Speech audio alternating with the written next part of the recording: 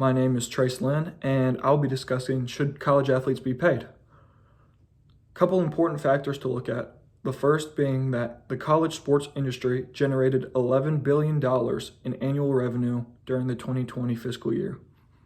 Another being that there were 50 colleges that reported annual revenues of $50 million or more during the same year.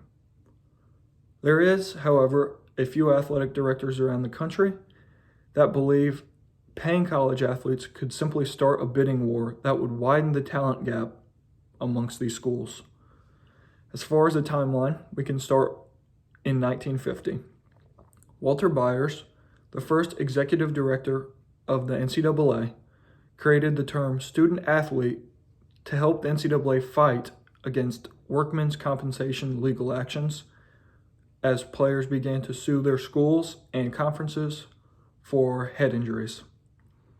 In 1955, Ray Dennison was a student athlete at the University of Fort Lewis in Colorado when he passed away from an apparent head injury due to football.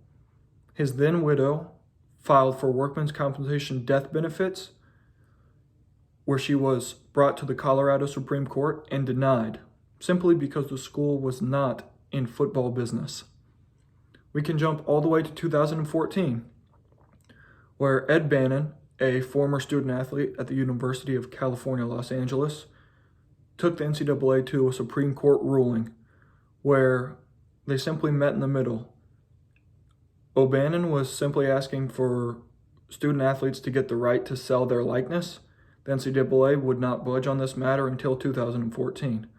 The Supreme Court then ruled that the NCAA and O'Bannon would come to an agreement that student athletes could be paid up to $5,000 a year as a stipend to cover the athlete's costs of attendance to a school. This topic is important to me simply due to the fact that I have had a grandfather, father, and an uncle play Division I sports, and I have seen the effects that it could possibly have on them. I'm very interested in learning more about this topic and letting you guys know how it is. Thank you.